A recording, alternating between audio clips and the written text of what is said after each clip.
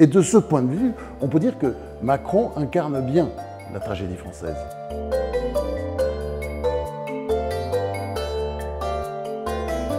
Je m'appelle Franz-Olivier Gisbert, j'écris des livres, des romans, des essais comme cette histoire intime de la Ve République dont je publie le 3e tome, Tragédie française. Derrière, il y a une idée qui a sous-tendu tout mon travail, c'est comment on en est arrivé là.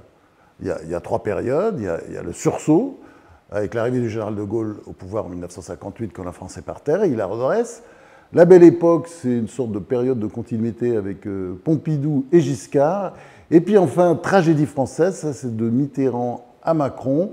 Ben, c'est une sorte de descente plus ou moins rapide du toboggan. S'il y a des personnalités qui marquent pendant cette époque, ce sont évidemment Rocard, Sarkozy, Hollande. Enfin, il y en a 2 qui se détachent, et de loin. C'est François Mitterrand d'un côté et Jacques Chirac de l'autre. Ce sont 2 personnages très charismatiques, mais qui vont mal supporter, l'un comme l'autre, l'épreuve du pouvoir. Je suis sévère, évidemment, avec Mitterrand ou Chirac, et bizarrement, on peut dire que dans le cas de Sarkozy ou d'Hollande, ils n'ont pas été aidés. Ils n'ont pas été aidés par la situation, c'est-à-dire que Sarkozy, dès qu'il est arrivé au pouvoir, il y avait cette énorme grande crise financière de 2007-2008, celle des subprimes qui nous venaient des États-Unis, et puis de l'autre côté, Hollande, lui, Martine Aubry s'était arrangé pour qu'il n'ait pas de majorité, quoi. Alors apparemment, il avait une majorité de gauche, mais enfin, c'était des gens qui voulaient sa peau.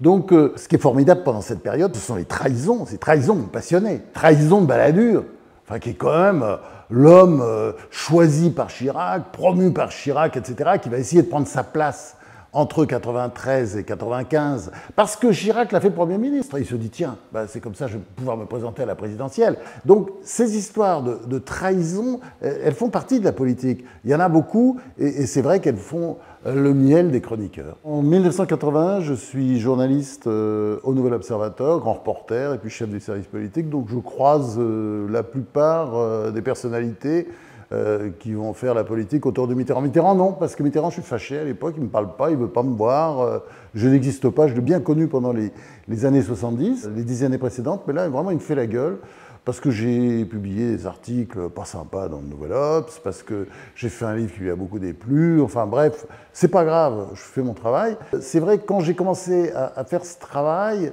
d'abord j'ai ouvert des malles qui étaient remplis de notes, même à une époque, je tenais mon journal, vous vous rendez compte, je rentrais le soir à plus d'heures et je notais tout ce qu'on m'avait dit.